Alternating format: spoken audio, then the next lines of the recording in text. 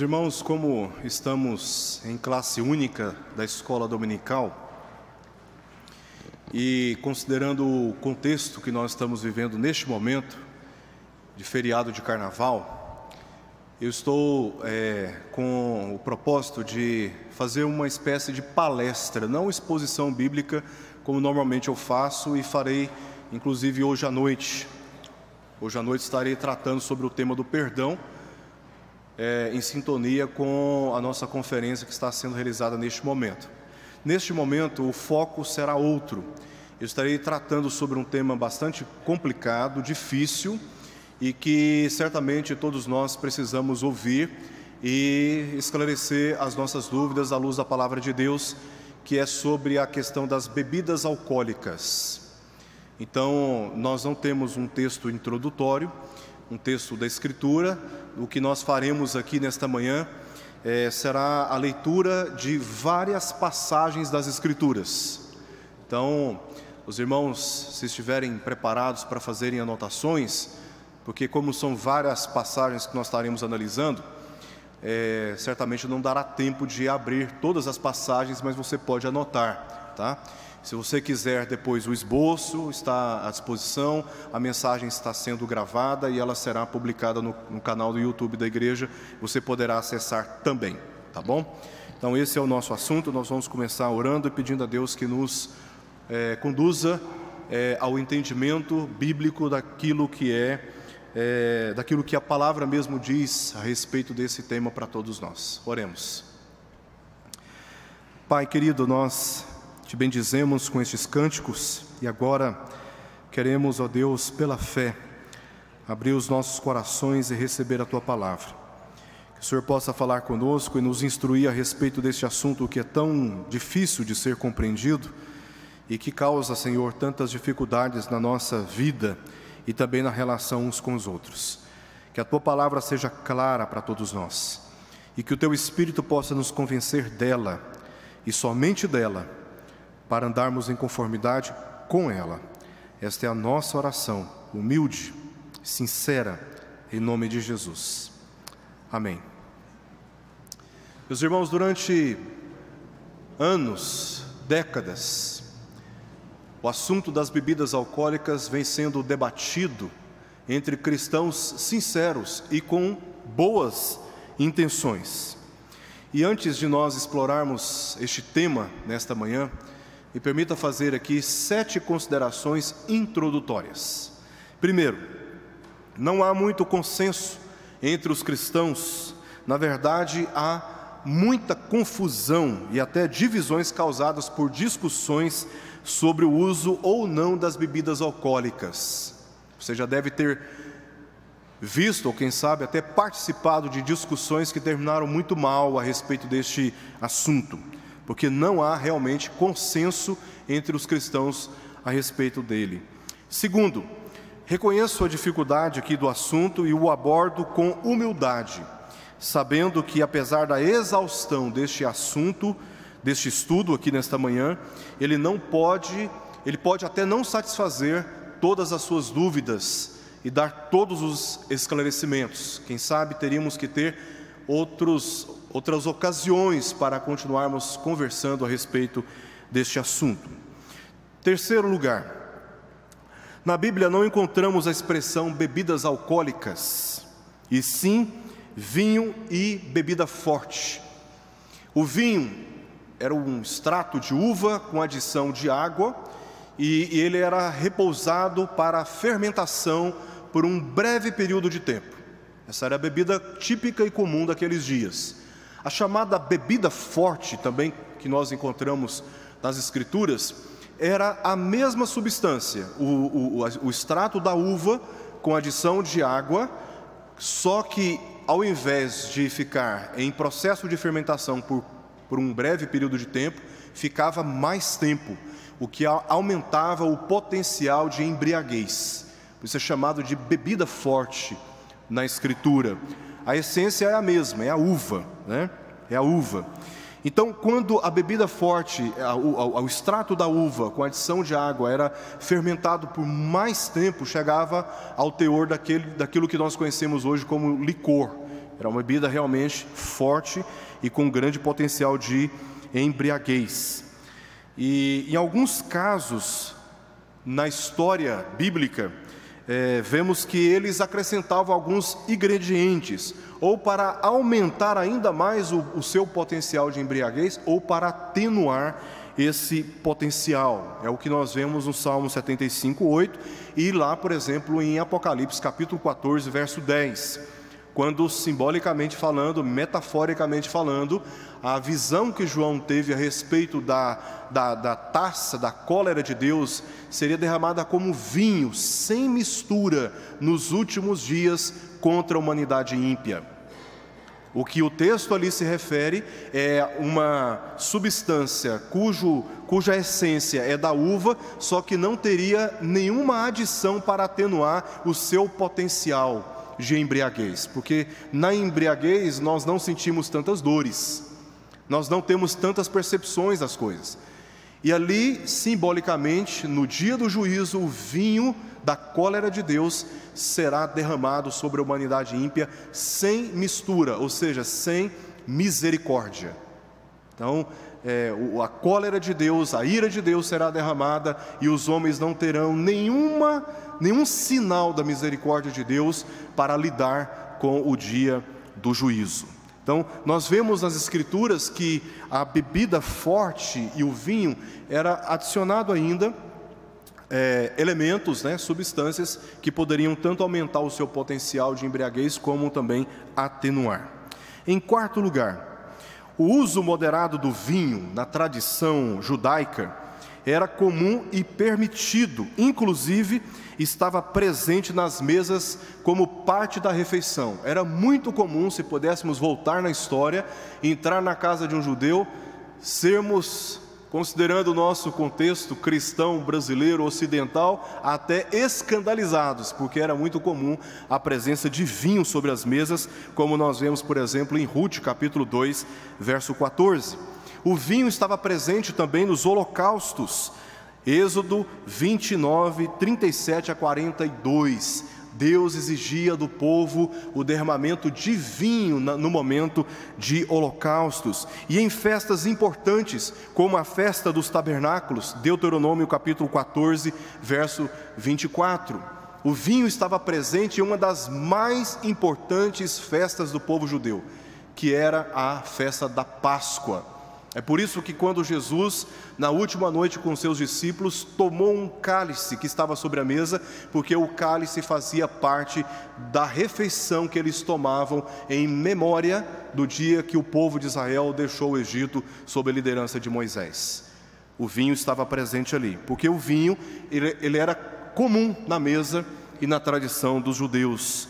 Por isso encontramos diversos textos que permitem o seu consumo, o consumo do vinho, mas também encontramos outros que simplesmente proíbem o consumo do vinho e o associam com aquilo que é mais nocivo para a vida espiritual e social do povo.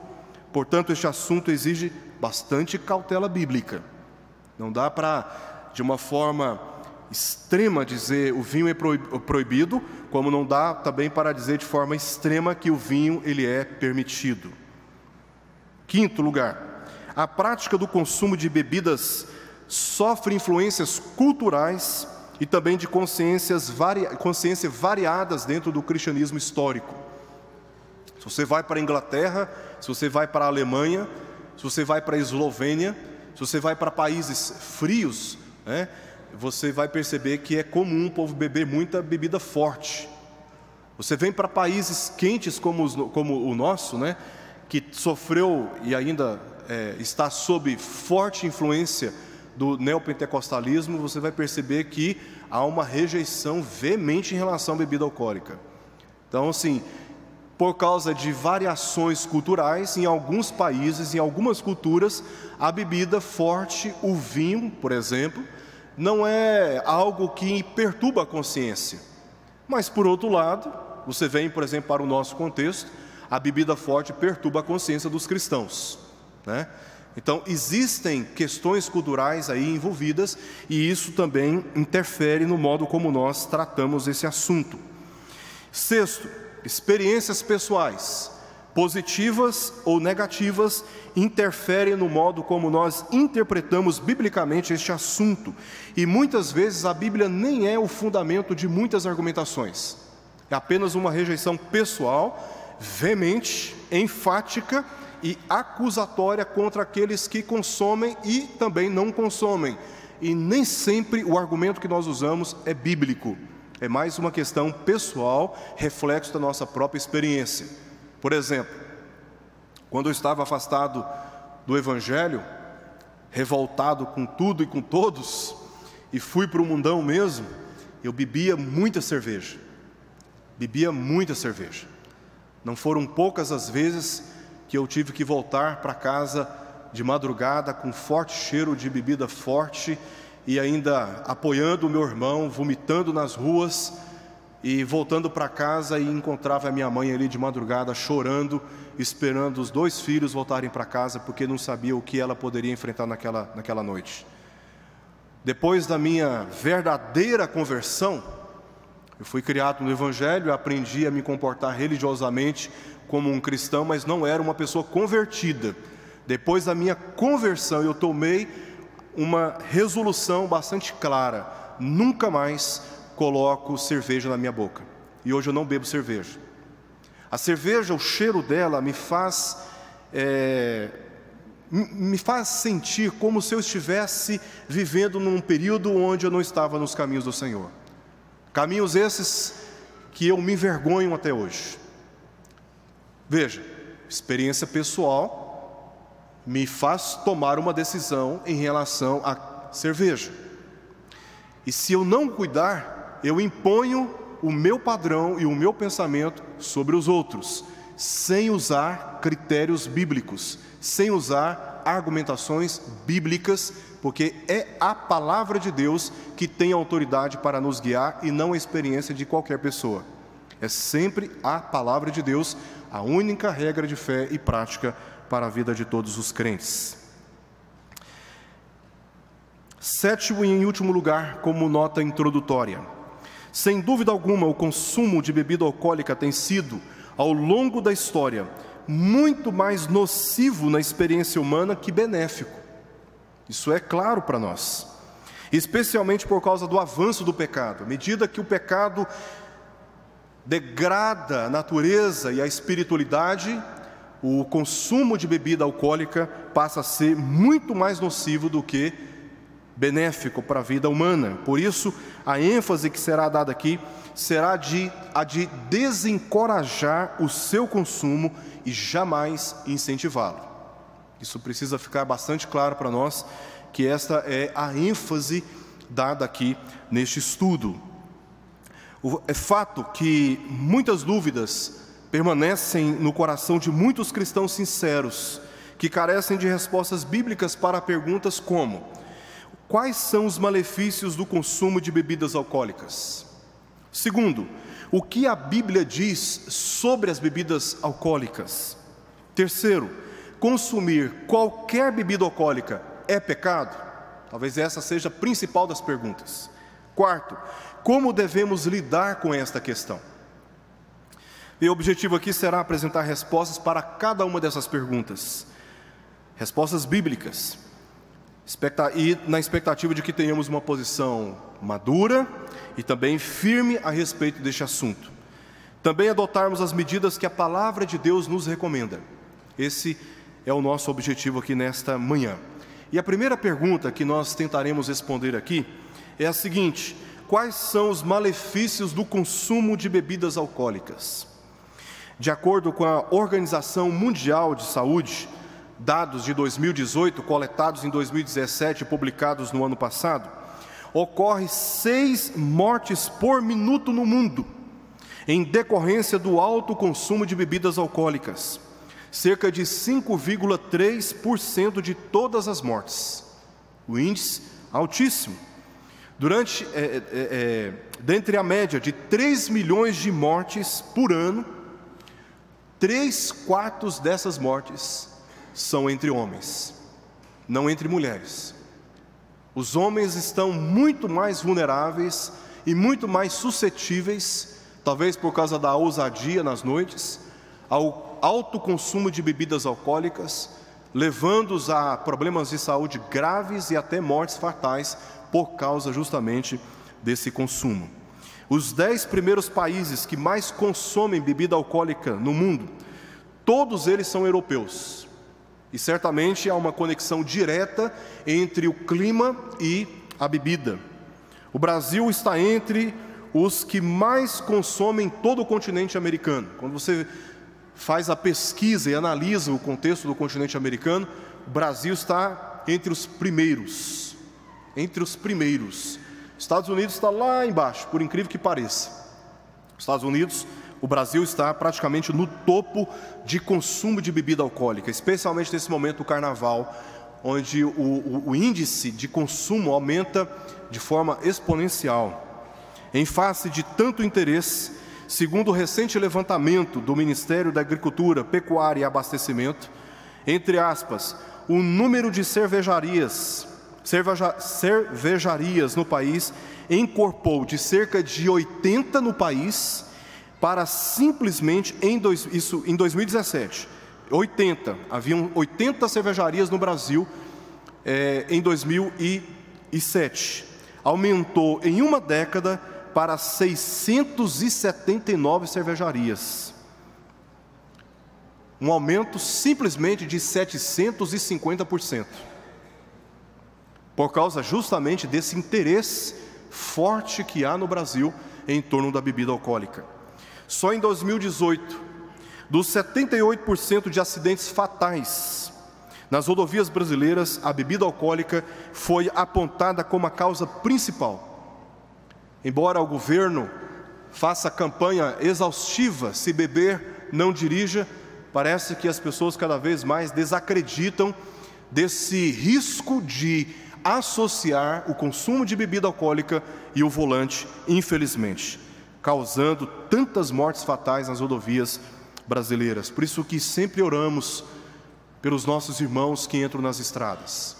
Aqui mesmo na nossa igreja, temos uma família muito amada, muito querida, que estava com a sua família fazendo uma viagem para ver familiares e foi vitimada por um acidente gravíssimo. Isso ocorreu em 2011 e quase perdemos essa família. Pela graça de Deus, não houve sequelas tão graves que pudesse comprometer a vida desses irmãos, mas vítima também de acidentes. Sempre quando nós entramos na estrada, eu e a minha família, nós oramos. Antes, Senhor, guarda a nossa vida. Embora a gente seja cauteloso, vigilante e respeite as leis das rodovias, infelizmente pessoas, por causa do consumo de bebida alcoólica, não respeita e acaba expondo pessoas inocentes a risco de morte. Como sabemos muito bem, a bebida alcoólica está por trás, além dos acidentes graves, dos altos índices de violência doméstica. Não só na minha vida pessoal, na minha história pessoal, familiar, mas também em aconselhamento. Muitas vezes tive que lidar com situações assim, de violência ocorrida, violência doméstica dentro de casa por causa da influência do álcool. Pessoas que beberam, perderam o controle, se tornaram violentas dentro de casa. Brigas e insultos graves. Tem pessoas que são extremamente cordiais, mas sob a influência do álcool são ofensivas. E não temem se meter em brigas nas ruas, né? E discussões, disfunções e até separação de vínculos familiares. Casamentos que são terminados, que encontram o divórcio pelo caminho por causa de problemas graves envolvendo bebida alcoólica. Isso quando não envolve a separação filhos e pais, ou por parte dos pais ou por causa dos filhos, porque a bebida alcoólica me perdoe a palavra, uma tremenda desgraça na vida de muitas famílias, com o potencial de destruir o seu casamento e destruir a sua relação com seus filhos.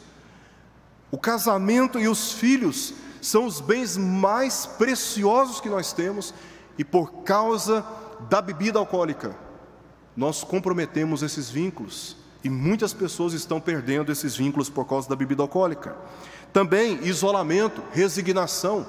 A bebida alcoólica e o descontrole do seu consumo gera vergonha, problemas sociais, problemas inclusive depressivos, quando a pessoa já perde a esperança de se libertar daquele problema e ela busca o isolamento, a resignação como uma forma de administrar o seu próprio problema. Comprometimento da confiança moral. Se você está aqui, meu irmão e minha irmã, e tem tido problema com álcool, você sabe muito bem o que eu estou falando. Aqueles que vão também nos acompanhar, já estão nos acompanhando e que também ouvirão essa mensagem depois pela internet, sabem muito bem o que eu estou dizendo. A bebida alcoólica, ela tem um potencial de quebrar a nossa confiança. Você ajuda e a pessoa repete o mesmo erro. Ajuda, repete o mesmo erro. Chega uma hora, você já não confia mais. Você já não mais tem aquela certeza de que a sua ajuda resultará em algum benefício para a vida da pessoa e perde a motivação de ajudar. E se você no seu ambiente de trabalho está envolvido com bebida alcoólica, chega com cheiro de álcool, isso compromete a sua confiança, destrói a nossa reputação moral. Também desemprego, uma coisa está ligada à outra. Pessoas alcoólicas não são mantidas em emprego. Se você tem uma empresa, você vê que tem um funcionário que chega alcoolizado, que trabalha alcoolizado, dependendo da área, você imagina um médico trabalhando alcoolizado, você imagina um piloto de avião fazendo o seu voo alcoolizado. Então, demissão na certa, vai perder emprego. E por causa disso também outros problemas acontecem, como promiscuidades sexuais, estupros e assédios. A pessoa perde o juízo e fazem coisas sobre as quais depois se arrependem amargamente, porque estavam sob a influência do álcool. O álcool domina, e aquelas tendências pecaminosas afloram, E aí vem assédios sexuais, estupros e também promiscuidades das mais variadas. Além de sérios problemas de saúde, de acordo com o Centro de Informações sobre Saúde e Álcool, e eu trago aqui uma lista rápida: cirrose, pancreatite, hipertensão, doenças do fígado, problemas gastrointestinais, disfunções imunológicas, anemia e uma outra série de problemas de saúde provocadas pelo alto consumo de álcool. Você pode dizer, mas eu bebo, mas eu não bebo de forma exagerada. A questão é que o consumo do álcool, com o passar do tempo, vai prejudicando o funcionamento dos órgãos. Então você chega na velhice e começa a sofrer os efeitos de um hábito que não deveria ter. Na juventude você vai bem, mas depois os efeitos vêm de forma muito devastadora contra a sua própria saúde. É evidente por esses e outros motivos que os malefícios da bebida alcoólica são causa suficiente para que tenhamos uma posição bastante firme no tocante a este assunto. Só por esse levantamento dos malefícios já entendemos por aí só que precisamos ter bastante cautela em relação a esta bebida. Agora, em segundo lugar, segunda pergunta: o que a Bíblia diz sobre as bebidas alcoólicas? Como que a Escritura trata? Não como eu acho, não como eu quero, mas como que a Escritura trata esse assunto? Quais são os contextos e os significados? Já ouvi pregadores dizendo que não há um único versículo na Bíblia que proíba o consumo de bebida alcoólica. Pregadores famosos. Mas há sim. E eu apresentarei aqui vários, inclusive. Vários. Dito isso, confiramos o contexto abrangente que a Bíblia nos informa sobre tais bebidas, observando seus aspectos negativos em primeiro lugar, depois seus aspectos positivos, contextos e múltiplos significados. De forma honesta, imparcial, precisamos ler a Bíblia, extrair dela todas as referências que tratam sobre essa matéria, analisando os seus contextos e os significados que o vinho e a bebida forte se encontram em cada passagem da Escritura. É isso que nós veremos aqui. Em primeiro lugar, os aspectos negativos nos quais estão envolvidos aí o vinho e a bebida forte, tá? Como representação para o nosso contexto de bebidas alcoólicas. Embora a Bíblia advirta claramente sobre a natureza destrutiva e viciante das bebidas alcoólicas, é muito claro que a embriaguez é o que ela mais condena nos termos mais claros possíveis. Por exemplo, é causa de muita miséria. Bebida alcoólica é causa de muita miséria. Provérbios 23, 20 a 21, diz assim: não estejas entre os bebedores de vinho, nem entre os comilões de carne, porque o beberrão e o comilão caem em pobreza, e a sonolência vestirá de trapos o homem. A chamada, quando você bebe, no outro dia você fica com enxaqueca, com ressaca. Então, esse estado não apenas da bebida que leva a pessoa à miséria, mas também esse estado de sonolência que é resultado da bebida excessiva, veste o homem de trapos. Veja aqui claramente os bebedores de vinho e os comilões de carne, aqueles que vivem no excesso de tais consumos, são levados a muita miséria. Também a bebida está, no contexto bíblico, relacionado com a tolice, com a estupidez, com a falta de sabedoria, falta de bom senso. Quando lemos em Provérbios 20, capítulo 20, verso 1: o vinho é escarnecedor e a bebida forte alvoroçadora. Todo aquele que por eles é vencido não é sábio. Não é sábio. O vinho, no contexto de um consumo tolo, gera tolice. Também, em terceiro lugar, infelicidade. Em Eclesiastes 10, 17, nós lemos assim: ditosa tu, ó terra, cujo rei é filho de nobres, e cujos príncipes se sentam à mesa a seu tempo, para refazerem as forças e não para a bebedice. Porque os reis envolvidos com bebedice, as autoridades, numa mesa onde há bebedice, onde o consumo é desenfreado, o que você vê ali é uma infelicidade. Mas ditosa é a terra onde os príncipes não sentam à mesa para beber, mas para refazerem as forças. É causa de muita miséria, tolice, infelicidade e também de aflição. Em Isaías 5, verso 11, nós lemos: ai dos que se levantam pela manhã e seguem a bebedice, e continuam até alta noite, até que o vinho os esquenta. Ai dos que se levantam de manhã para o consumo de álcool, para o consumo de bebidas fortes. É motivo de aflição. Veja a ansiedade, a preocupação, envolvida no consumo de bebida alcoólica aqui nesse contexto. É causa de muita miséria, tolice, infelicidade, aflição e também de apostasia. Em Isaías 28, 7, nós lemos o seguinte: mas também estes cambaleiam por causa do vinho, e não podem ter-se em pé por causa da bebida forte. O sacerdote e o profeta cambaleiam por causa da bebida forte. São vencidos pelo vinho, não podem ter-se em pé por causa da bebida forte. Erram na visão, tropeçam no juízo. É causa de apostasia, pessoas que bebem. Uma igreja aqui na nossa cidade, não citarei o nome, que a liderança saía do culto, ia para uma chácara. Isso se tornou assunto público, escândalo em Goiânia. Ia para uma chácara e eles bebiam, de caírem na embriaguez.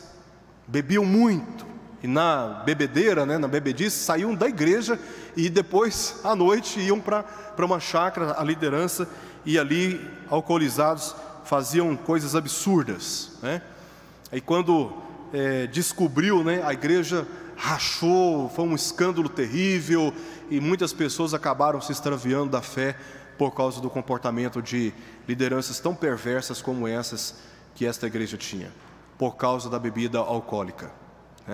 É causa de apostasia, como vimos aqui em Isaías 28, 7. É causa de muita miséria, tolice, infelicidade, aflição, apostasia e também vexame. Uma pessoa alcoolizada é vítima de si mesma no tocante à vergonha pública. Abacuque 2,15, nós lemos: ai daquele que dá de beber ao seu companheiro, misturando à bebida o seu furor, a sua ira, a sua vingança, e que o embebeda para lhe contemplar as vergonhas. Bebe, fica embriagado, más amizades, e o estado deste é um estado de vexame, de vergonha. Também estupidez e falta de discernimento. Nós vemos isso em Lucas, capítulo 21, verso 34. Acautelai-vos por vós mesmos, para que nunca vos suceda que o vosso coração fique sobrecarregado com as consequências da orgia, da embriaguez e das preocupações deste mundo, e para que aquele dia não venha sobre vós repentinamente como um laço. A pessoa bebe, perde a capacidade de discernimento e não se dá conta do juízo que se aproxima. Porque o vinho aqui está relacionado com a estupidez e falta de discernimento. Ou seja, o vinho, até aqui, como já vimos, está envolvido negativamente como causa de miséria, tolice, infelicidade, aflição, apostasia, vexame, estupidez e falta de discernimento. O apóstolo Paulo condenou a bebedice em Romanos 13:13, com essas palavras: andemos dignamente como em pleno dia, não em orgias e bebedices, nem em impudicícias e dissoluções, não em contendas e ciúmes. Ele é enfático ao dizer: andemos dignamente, não em bebedices. Ele repreende, ele censura o comportamento da igreja cristã romana com essas palavras. E foi motivo de um comportamento desvirtuoso para com o que é sagrado, ou seja, a ceia. Em 1 Coríntios 11, 21 a 22, Paulo está falando: vocês querem que eu elogie vocês em face do que vocês estão fazendo em relação à ceia? Certamente eu não elogio vocês, não vos louvo. Ele diz: porque ao comerdes, cada um toma antecipadamente a sua própria ceia, e há quem tenha fome, ao passo que há também quem se embriague. Não tendes porventura casas onde comer e beber? Porque os coríntios, no momento da ceia, além de avançarem na mesa, deixando para trás outros que não tinham acesso, eles comiam de forma excessiva do que estava sobre a mesa e bebiam de forma excessiva o vinho que estava ali para ser usado em momento sagrado como o da ceia. Porque para eles o importante era beber para o seu prazer, não levando em consideração o risco de embriaguez no momento da ceia, no momento de culto. E Paulo aqui então condena, censura, exorta a igreja por um comportamento desvirtuoso em relação àquilo que é sagrado. Uma pessoa alcoolizada, ela não consegue ter discernimento das coisas, e na sua falta de discernimento desrespeita, profana aquilo que é sagrado para o Senhor. Até aqui, recapitulando, revendo, é causa de muita miséria, tolice, infelicidade, aflição, apostasia, vexame, estupidez e falta de discernimento. O apóstolo Paulo condenou a bebedice, foi motivo de um comportamento desvirtuoso para aquilo que é mais sagrado, a ceia, e é uma evidência, em último lugar, e é uma evidência do pecado e não da santidade, nas palavras de Paulo em Gálatas, capítulo 5, verso 21. Ele disse, no contexto das obras da carne, que são evidências do comportamento humano fundamentados, orientados pela natureza pecaminosa. Ele disse: invejas, bebedices, glutonarias e coisas semelhantes a estas, a respeito das quais eu vos declaro, como já outrora vos preveni, que não herdarão o reino de Deus os que tais coisas praticam. Ele disse claramente aqui contra a questão da bebida, né?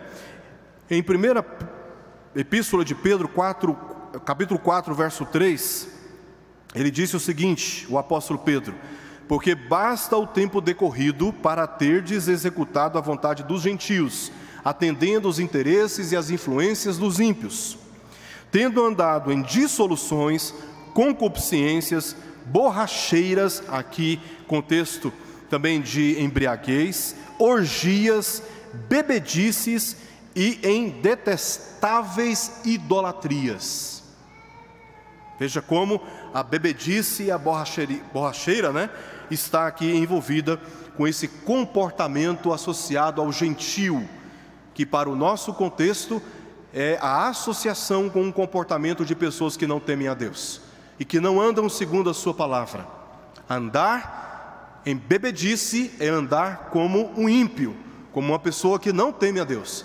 Veja que a questão da bebida alcoólica, da bebida que nos leva à embriaguez, ela está aqui associada com um comportamento ímpio.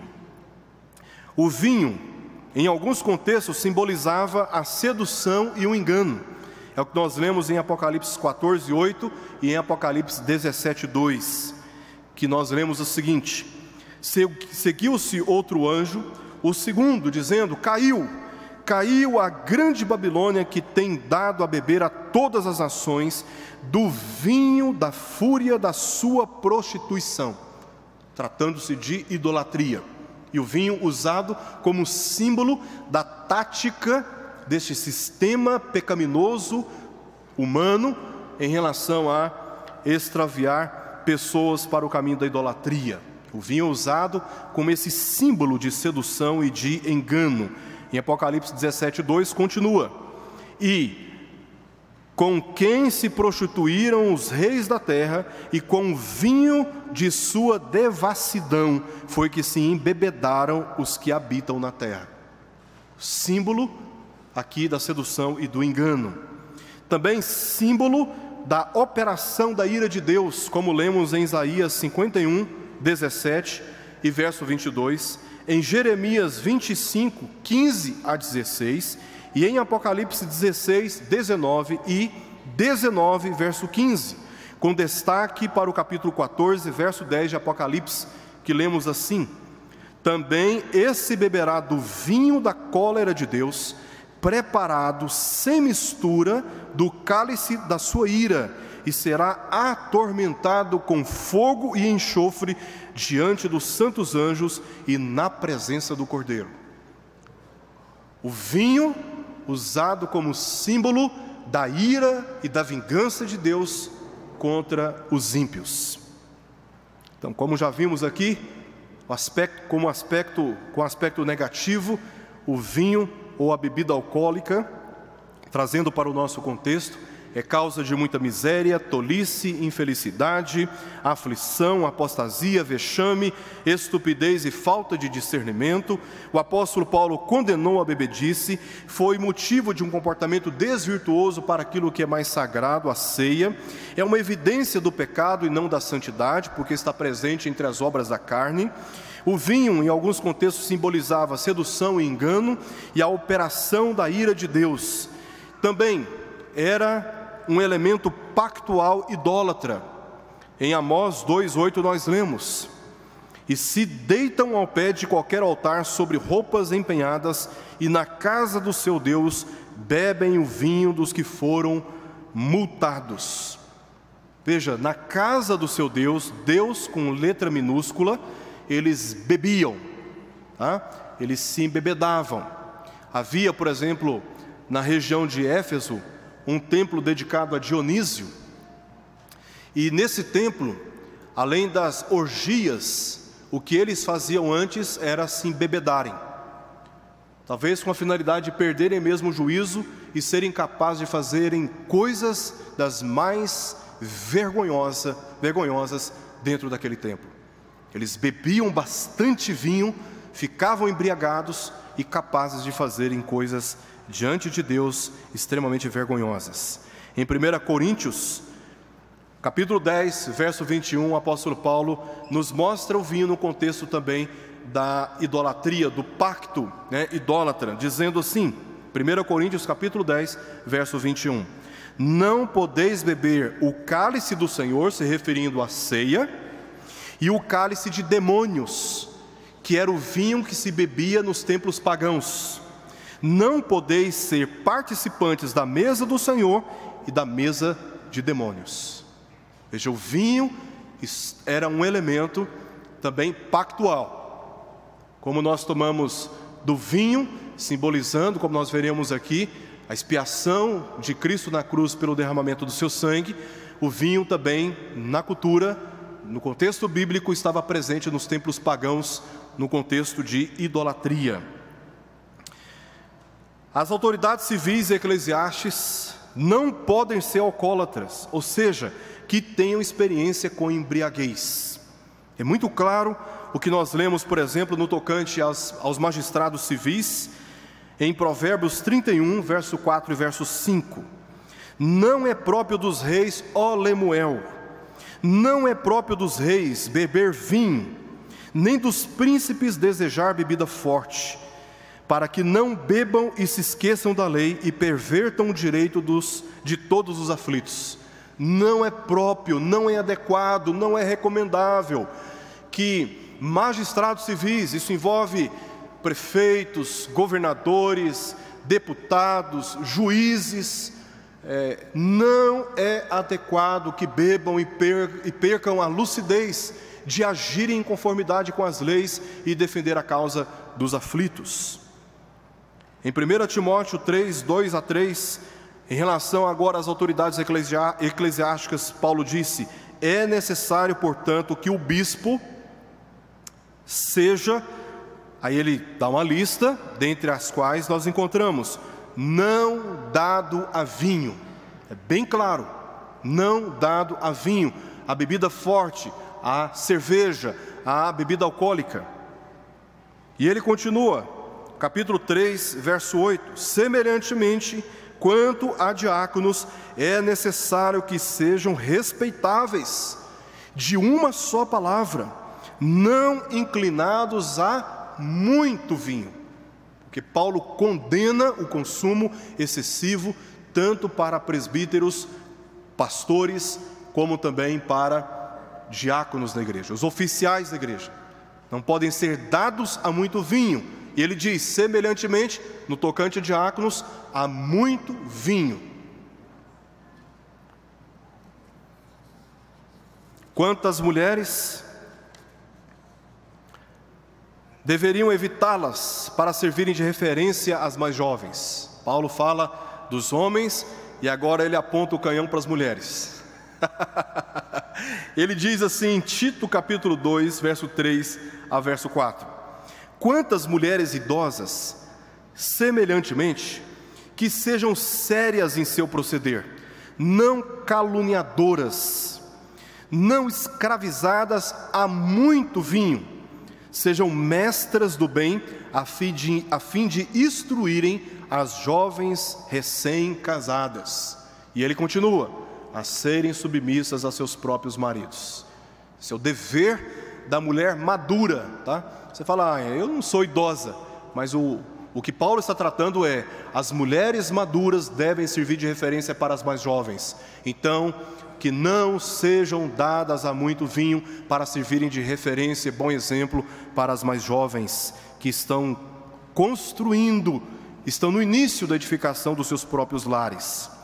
Por fim, meus irmãos, do mesmo modo, cristãos maduros devem evitá-las para protegerem a consciência dos mais novos na fé.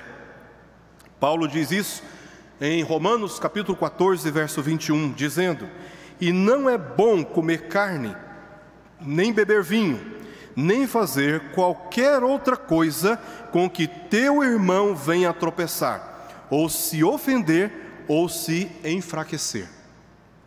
Você pode ter, na liberdade cristã, a tranquilidade para beber vinho, Mas se o consumo do vinho, na presença daqueles que são mais jovens de consciência bíblica, for motivo de escândalo, de tropeço, você que é mais maduro deveria ter a tranquilidade, a decisão tranquila de simplesmente decidir: eu me absterei de consumir vinho ou qualquer outra bebida alcoólica, por causa dos mais jovens na fé, por causa da consciência mais jovem daqueles que estão entre nós. Afinal de contas, somos um corpo e temos a responsabilidade de cuidar uns dos outros. E ao cuidar uns dos outros, aprendemos a abrir mão de muitos interesses. Quem é pai e quem é mãe sabe muito bem o que eu estou falando aqui. Como nós, para cuidar dos mais jovens, dos nossos filhos, abrimos mão de tantos interesses pessoais e nos envolvemos e somos capazes de fazermos até muitos sacrifícios, justamente para protegê-los, sustentá-los e encaminhá-los ao bem. Como corpo de Cristo, não é diferente. Os mais maduros, os mais sólidos na fé, nas Escrituras, deveriam ter a mesma prontidão para com os mais jovens. É isso que Paulo diz aqui em Romanos capítulo 14, verso 21. Se for necessário, para não ser motivo de escândalo, deixe de beber qualquer tipo de bebida alcoólica. Recapitulando, aspectos negativos que encontramos no contexto bíblico, envolvendo vinho, bebida forte, trazendo para o nosso contexto bebidas alcoólicas. É causa de muita miséria, tolice, infelicidade, aflição, apostasia, vexame, estupidez e falta de discernimento. O apóstolo Paulo condenou a bebedice, foi motivo de comportamento desvirtuoso para aquilo que é mais sagrado, a ceia, é uma evidência do pecado e não da santidade. O vinho, em alguns contextos, simbolizava a sedução e o engano e a operação da ira de Deus. Era um elemento pactual idólatra. As autoridades civis e eclesiásticas não podem ser alcoólatras, ou seja, que tenham experiência com embriaguez. Quantas mulheres deveriam evitá-las para servirem de referência às mais jovens, e do mesmo modo, cristãos maduros devem evitá-las para protegerem a consciência dos mais jovens ou dos mais novos na fé. Temos aqui alguns aspectos negativos, bíblicos, claros, no tocante à questão da bebida alcoólica, diante dos quais nós temos mais do que suficientes razões para afirmarmos que a Bíblia tem muitas passagens que censuram o consumo de bebida alcoólica. E a afirmação de que não há nenhuma referência na Escritura, diante das referências que vimos aqui, não parece ser muito clara. Agora, meus irmãos, precisamos analisar alguns contextos nos quais o vinho parece ser algo positivo. E nós temos aqui várias passagens para trazer aos irmãos, a fim de nos ajudar a ter uma visão bíblica, né? Sem nenhuma interferência da nossa experiência pessoal. Nós temos na Escritura diversas passagens nas quais mostra o vinho em contextos bastante positivos, diga-se de passagem. A Bíblia demonstra alguns aspectos aqui esses aspectos positivos em relação ao vinho. Por exemplo, o vinho tinha relação com a festividade e a alegria.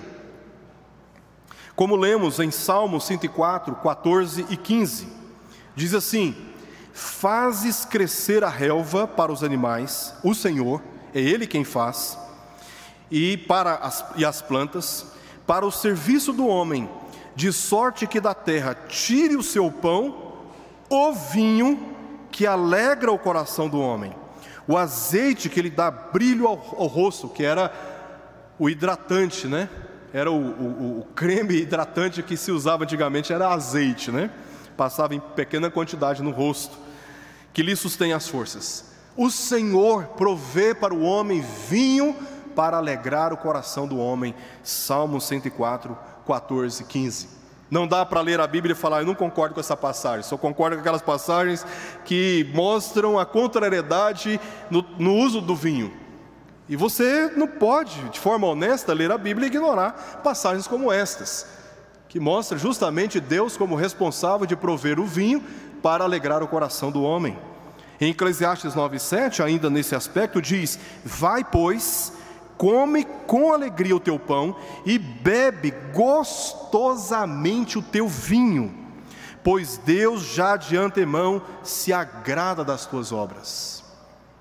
Em Eclesiastes capítulo 10, verso 19, diz: o festim faz-se para rir, o vinho alegra a vida, e o dinheiro atende a tudo.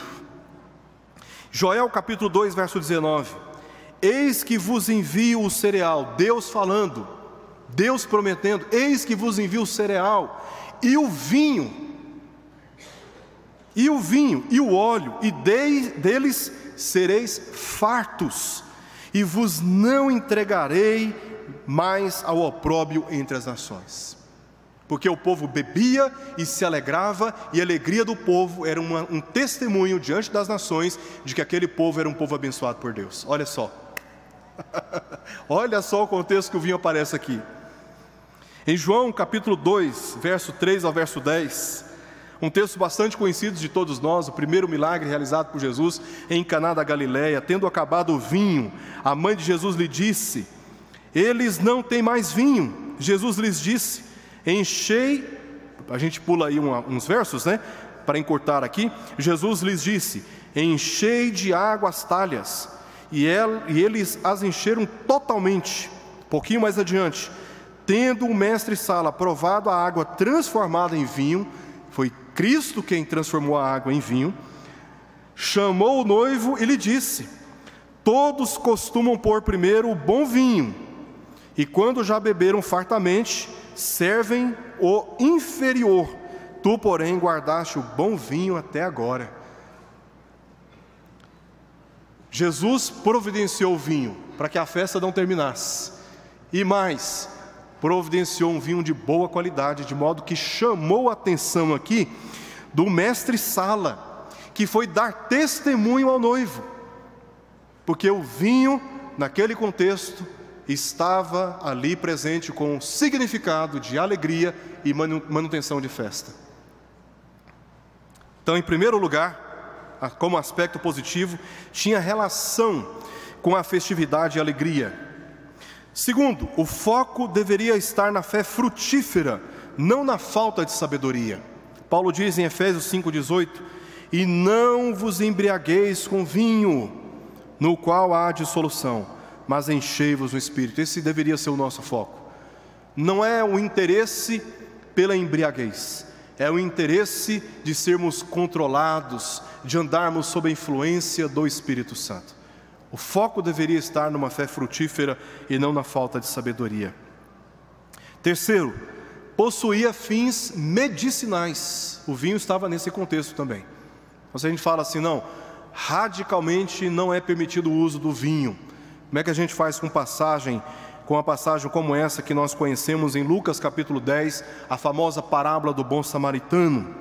Porque ali o que nós lemos é o seguinte: chegando-se, pensou-lhes os ferimentos, aplicando-lhes óleo e vinho, e colocando sobre o seu próprio animal, levou-o para uma hospedaria e tratou dele. Nessa parábola, o vinho foi citado como útil para fazer asepsia de ferimentos. É uma parábola, mas como parábola, assim como nós entendemos, né, na sua história, Jesus ele cria uma história com base em aspectos culturais conhecidos. Por isso a parábola fazia muito sentido. E de acordo com a parábola que Jesus conta, o vinho ele era usado para fazer asepsia de ferimentos. O suprimento de água no Oriente Médio, especialmente nos tempos bíblicos, estava longe de ser saudável. A doença era a consequência regular de beber água que não havia sido esterilizada com um pouco de vinho. Eles colocavam um pouco de vinho na água para esterilizar a água, né? Não havia os tratamentos como nós temos hoje da água naquele contexto. Por exemplo, lá na igreja de Laodiceia, quando você lê Apocalipse, né, fala lá da água morna, né? Porque a água saía do norte, ela saía fria, mas até chegar na cidade de Laodiceia pelos dutos, a água já chegava já morna. Então os viajantes chegavam na cidade de Laodiceia, ao tomar a água estava morna e aquilo dava ânsia de vômito. Então veja, não havia um tratamento muito adequado de água naquele contexto. E o que eles faziam, né? Porque a água morna, ela prolifera inclusive bactérias, faz mal para a saúde. O que eles faziam para fazer limpeza da água, asepsia da água, né? Vamos chamar assim, esterilizar a água? Eles adicionavam uma porção de vinho para poder beber com segurança. Timóteo, pastor em Éfeso, dentro da Ásia Menor, foi instruído de que os líderes da igreja não poderiam ser dados a muito vinho, como as passagens que nós lemos ali. Paulo disse para Timóteo, na sua primeira epístola, no capítulo 3, que tanto o bispo quanto os diáconos não podem ser dados a muito vinho. Então Timóteo, que era pastor de Éfeso, ele resolveu se abster radicalmente da bebida alcoólica, como pastor da igreja. Ele tomou a seguinte decisão: eu não terei contato algum com a bebida alcoólica, com o vinho. Só que isso o colocou sob grandes riscos, e acabou sofrendo enfermidades por beber água contaminada. Por isso, o mesmo apóstolo que deu a instrução sobre o cuidado com o excesso do vinho, demonstrou a necessidade do seu uso para fins medicinais, como lemos em 1 Timóteo 5,23. Não continues a beber somente água, usa um pouco de vinho, por causa do teu estômago e das tuas frequentes enfermidades. O mesmo apóstolo que diz, não é dado, o líder não pode ser dado ao vinho, ele diz para Timóteo, por causa dos fins medicinais, não beba somente água, beba um pouco de vinho, por causa do seu estômago e das suas frequentes enfermidades. Não dá para ignorar essas passagens, irmãos. Não dá para fazer vista grossa, porque o nosso interesse é afirmar categoricamente que o vinho, em todos os aspectos, é uma proibição na Bíblia, né? Porque nós vemos um aspecto positivo aqui, ele está associado com fins medicinais. O vinho também era usado com a finalidade de consolar pessoas. Provérbios 31, versos 6 e verso 7. Dai bebida forte aos que perecem, tá? Os que estão a ponto de morrer, já não tem muito o que fazer, tá? Já estão quase fazendo a chamada curva da boa esperança. O texto diz: dai bebida forte aos que perecem, e vinho aos amargurados de espírito, para que bebam e se esqueçam da sua pobreza e de suas fadigas, não se lembrem mais. Servia como um elemento para consolo dos pobres e daqueles que estavam próximos da morte. Isso aqui vocês vão gostar. O vinho também era usado como um elemento de dízimo. Olha que nós lemos, por exemplo, em Neemias, capítulo 13, versos 5 e verso 12. Diz assim: e fizera para este uma câmara grande, onde dantes se depositavam as ofertas de manjares, o incenso, os utensílios e os dízimos dos cereais, do vinho e do azeite, que se ordenaram para os levitas, cantores e porteiros, como também contribuições para os sacerdotes.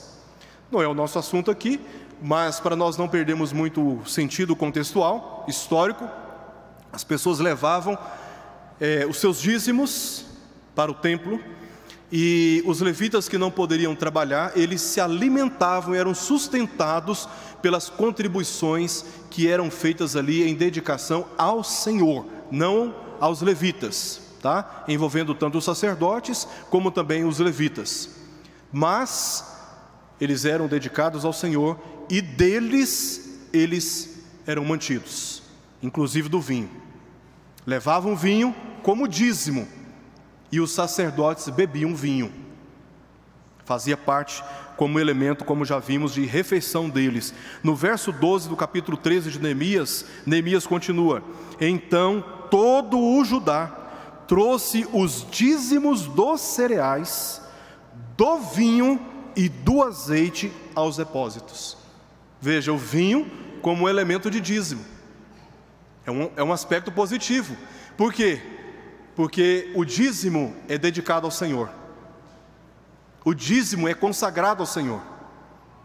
Em obediência às leis do Senhor.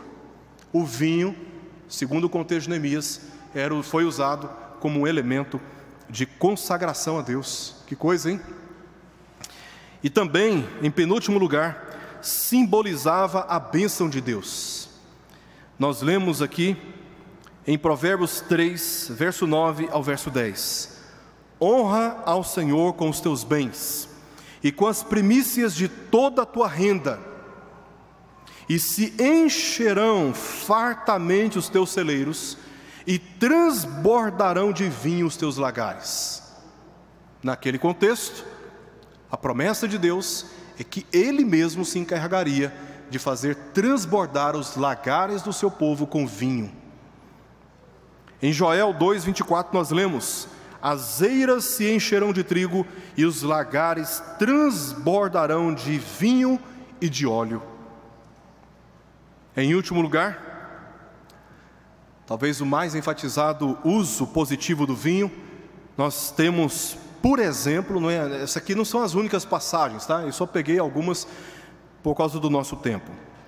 Mateus 26, 27 a 28. O vinho simbolizou o sangue de Cristo na expiação pelos pecados. Jesus disse, Mateus disse, a seguir, tomou um cálice e, tendo dado graças, deu aos discípulos, dizendo: bebei dele todos, porque isto é o meu sangue, o sangue da nova aliança, derramado em favor de muitos para a remissão de pecados. O vinho como símbolo do sangue expiatório de Cristo derramado na cruz. Como vimos, aspectos positivos aqui do vinho no contexto bíblico: tinha relação com a festividade e alegria, o foco deveria estar na fé frutífera, não na falta de sabedoria, possuía fins medicinais, servia para consolar, servia como dízimo e simbolizava a bênção de Deus, e simbolizou o sangue de Cristo na expiação pelos pecados. Então, até aqui vimos aspectos negativos e aspectos positivos.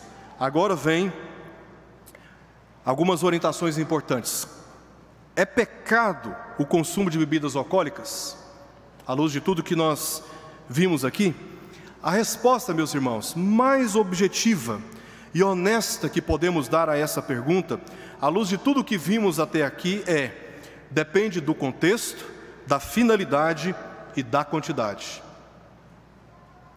Contexto: o vinho, no contexto bíblico, não era como as bebidas alcoólicas que temos hoje, nas quais é adicionado álcool, potencializando os danos à saúde em todos os seus aspectos, além do mau testemunho. Na cultura brasileira, elas não combinam com a noção de integridade cristã, porque os danos da ingestão de bebidas alcoólicas, inclusive do vinho, são muito mais evidentes que seus benefícios, e ignorar esse contexto seria uma tragédia para a igreja cristã.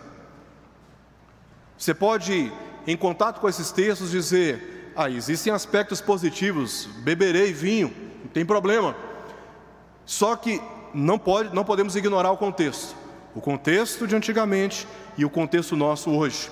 Hoje, por mais que a sua consciência esteja em paz para beber, não podemos ignorar, você não pode ignorar o contexto brasileiro, porque no contexto brasileiro, beber vinho ou qualquer outra bebida alcoólica não combina com a integridade cristã.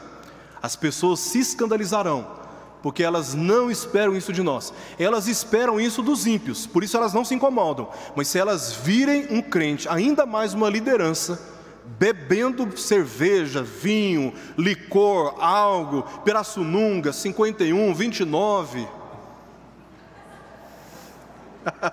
conheça a bebida, né? Elas ficarão escandalizadas, porque elas não esperam que crentes genuínos estejam associados com bebida alcoólica. Então veja, existe contexto. Uma vez, numa comunidade ribeirinha lá no Pará, não me lembro agora o nome. Eu cheguei na casa, tive que atravessar um mato muito fechado, e atravessei com um pau, porque é um lugar que tinha onça. Falei, eu posso tomar umas mordidas, mas dar umas pauladas também vou dar. E eu cheguei nessa comunidade, nós tivemos um trajeto de voadeira, eu e um obreiro, e aí atravessamos esse mato a pé, até chegarmos numa comunidade que estava meio isolada, para levar o evangelho. Quando eu cheguei lá, o pessoal muito alegre, né? Uma visita de uma pessoa de fora, isso chama muita atenção. E eu entrei na casa, e aí eles quiseram me servir algo assim, muito especial. Eles queriam me servir um vinho. Aí falou assim, olha, vamos servir para o Senhor aqui um vinho. Aí na hora eu falei, meu Deus, e agora? Rapidinho, o Senhor me fala rápido, o que eu faço aqui, né? Rejeita o vinho, decepciona o pessoal, né? Bebe o vinho, de repente causa um escândalo. E agora, o que eu faço, né? Falei, oh meu Deus, me ajuda. Mas foi tão rápido que eles já vieram com um copo. E aí quando eu olhei o copo, você não acredita o que eu vi dentro do copo? Uma bebida densa de cupuaçu. Eles chamam de vinho. Ai, que alívio. Por que eu fiquei aflito? Por causa do contexto. Outra vez, estava nos Estados Unidos, um pastor me chamou para comer na casa dele. Pastor muito joia. E eu não gosto de peixe, né? Assim, eu dificilmente como peixe, dificilmente como frango também, né? E aí ele resolveu fazer um salmão para poder me servir. Falei, meu Deus, e agora? O que eu faço, né? Se eu não comer, vai desagradar o pastor. E ele foi e serviu o salmão. O salmão estava uma delícia. Consegui comer, não estava com aquele gosto forte de peixe, que eu não gosto, né? E na mesa tinha vinho. E mesmo sem eu pedir, ele colocou o vinho na taça. Coisa absolutamente tranquilo naquele contexto. Um pastor, uma quantidade pequena de vinho, servido com salmão. O contexto não gerou nenhum tipo de aflição para mim. No outro contexto me serviu de aflição. Veja que o contexto, ele é um critério. Se você chega em algum lugar aí, público, e passa um irmão ali da igreja e te vê sentado naquele bar tomando cerveja, a sua reputação moral, até você provar o contrário, ela vai por água abaixo. Então temos que ter cuidado, porque nós podemos pecar, dando mau testemunho e maculando a consciência dos novos na fé, por causa da falta de discernimento em relação ao contexto. Finalidade é um critério também, tá? Se a finalidade envolve, por exemplo, a ceia, o uso medicinal, o uso moderado dentro de limites rigorosamente pequenos, não pode ser considerado pecado. Como é que você fala que beber vinho de forma radical é pecado? Como é que você justifica o fato aí, né, da experiência que temos, por exemplo, com a ceia? Agora, se o vinho, nós estamos falando de finalidades, tá? Se o vinho, se a cerveja, se qualquer outra bebida está associado à violação de leis, você beber, vai dirigir, né? É só uma quantidade pequena, não importa, se você vai dirigir, não beba nem uma quantidade pequena, porque a quantidade pequena pode também, dependendo da condição física, tirar de você a noção de que mais uma quantidade pequena não fará mal. Você não se dá conta quando você se embriaga, você simplesmente se embriaga, tá? E nem todos conseguem resistir à quantidade pequena. Então, se o vinho ou qualquer outra bebida alcoólica está associada à violação de leis, à vaidade dentre amizades, mau testemunho cristão, inclusive diante dos filhos.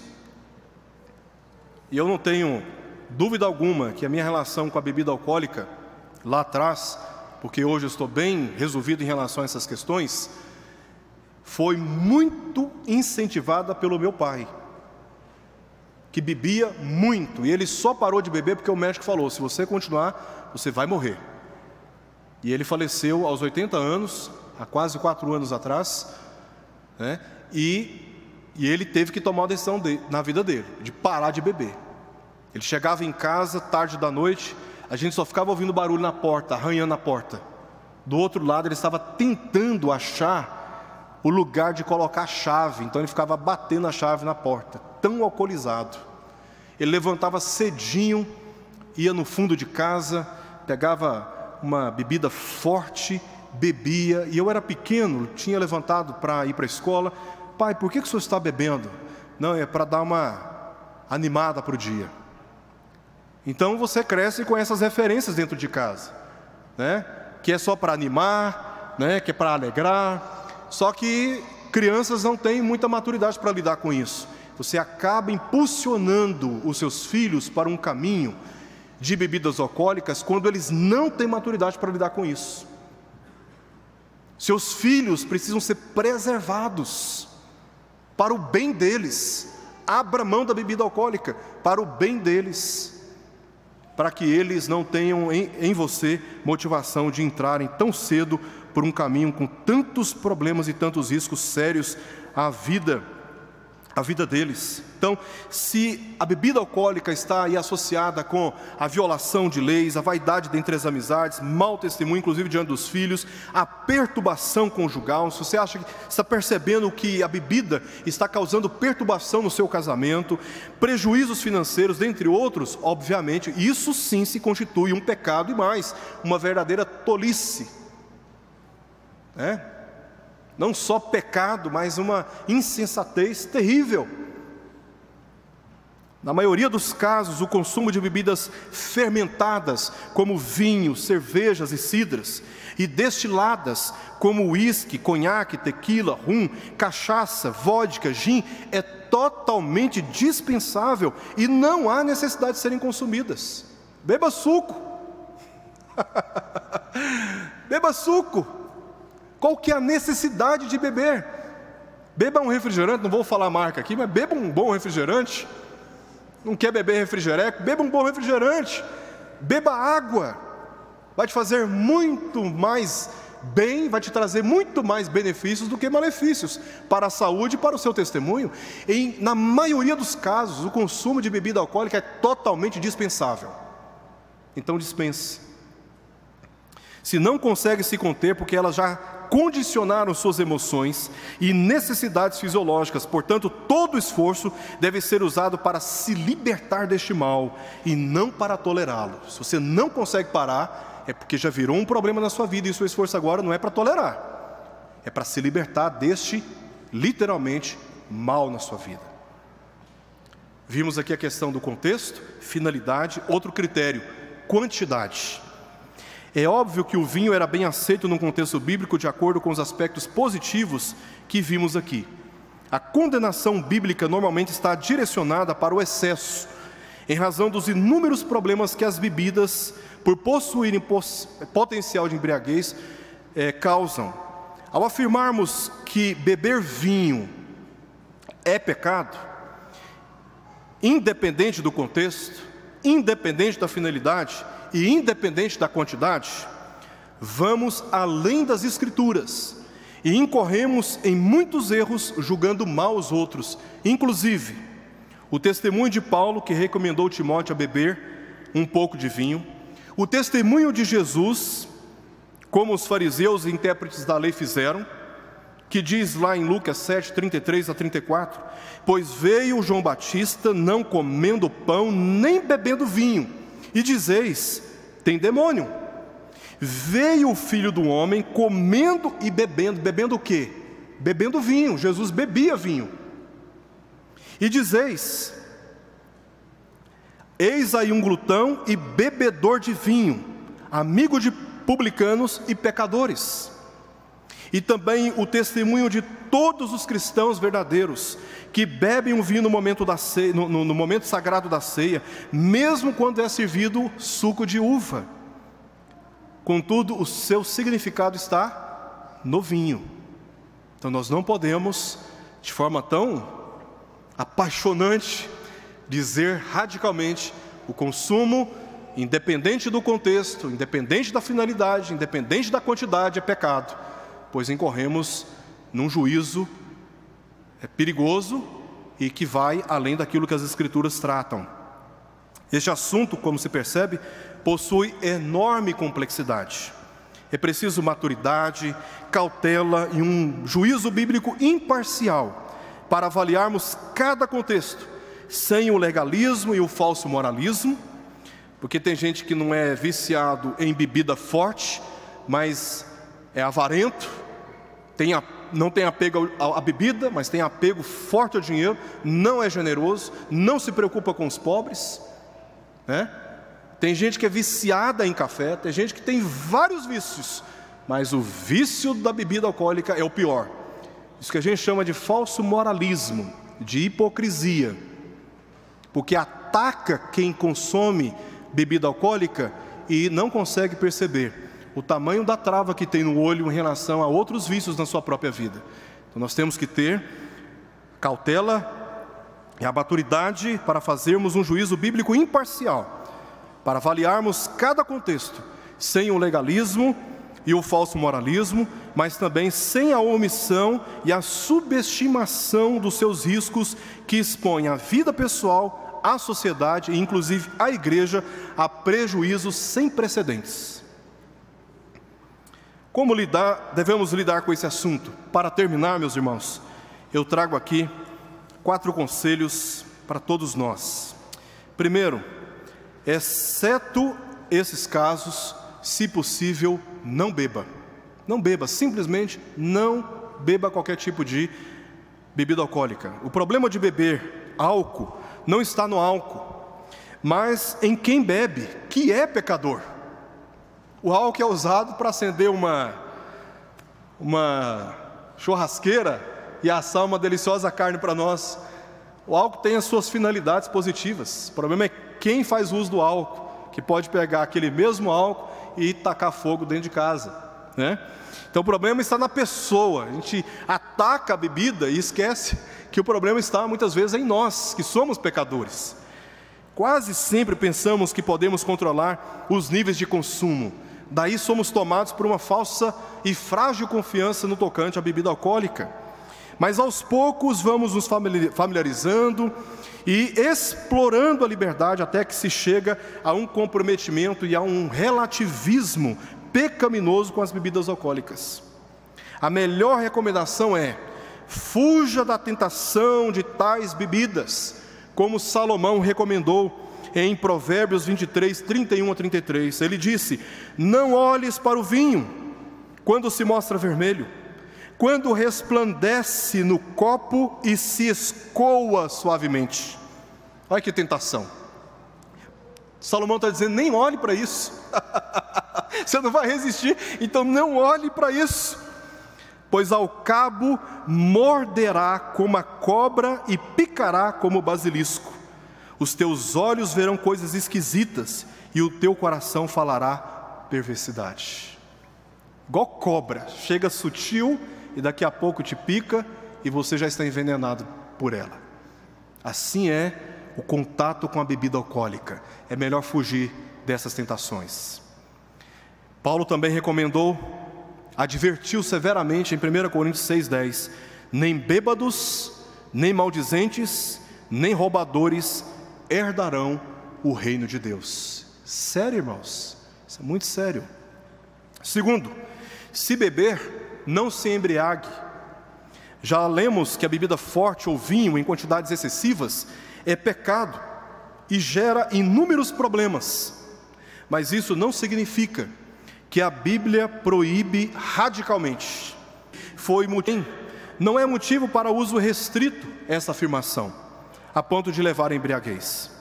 O próprio Salomão escreveu que Deus proporcionou bênçãos para seu povo ao escrever: do alto de tua morada regas os montes, a terra farta-se do fruto de tuas obras, faz crescer a relva para os animais e as plantas para o serviço do homem, de sorte que da terra tire o seu pão, o vinho que alegra o coração do homem, o azeite que dá brilho ao rosto e o alimento que lhe sustém as forças. Salmo 104, 14.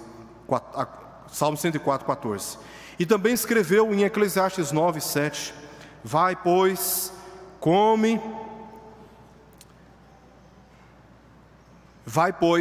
com alegria o teu pão e bebe gostosamente o teu vinho, pois Deus já de antemão se agrada das tuas obras. Eclesiastes 9:7.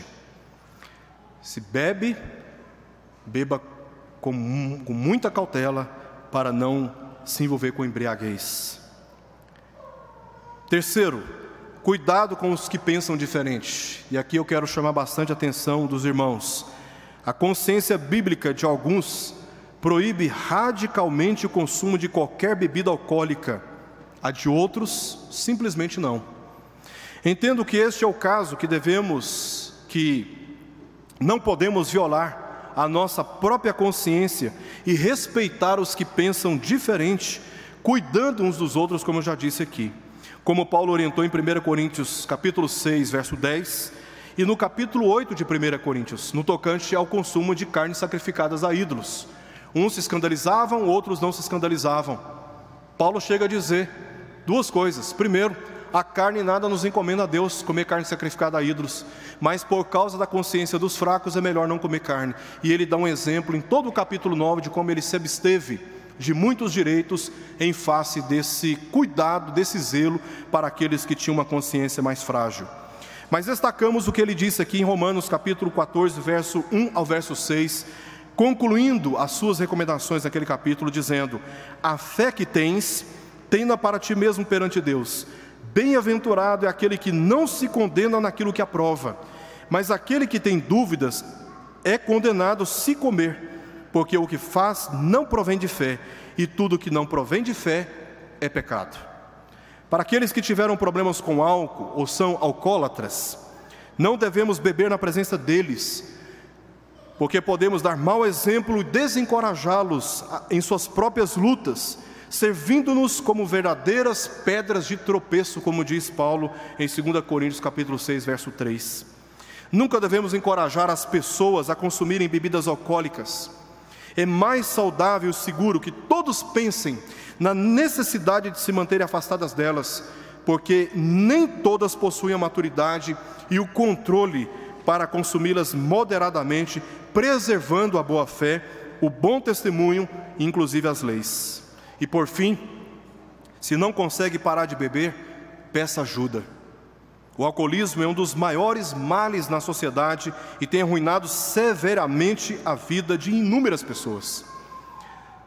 Se já não consegue mais, por vontade própria, deixar de beber, não deixe para amanhã. Procure seus pastores, seus presbíteros para uma conversa e uma assistência pastoral. Não ignore os cuidados médicos, de procurar os médicos que podem auxiliar. Existem medicamentos e terapias com medicamentos que podem ajudar, e inclusive organizações especializadas em ajudar pessoas na desintoxicação do álcool e na libertação de tais dependências. Se não consegue parar, peça ajuda, antes que seja tarde demais e o testemunho que você carrega de Cristo seja ainda mais maculado diante dos ímpios. Que Deus, à luz da sua palavra, nos abençoe e nos ajude a tratar com maturidade e firmeza este assunto que é tão inquietante no meio do seu povo. Vamos orar.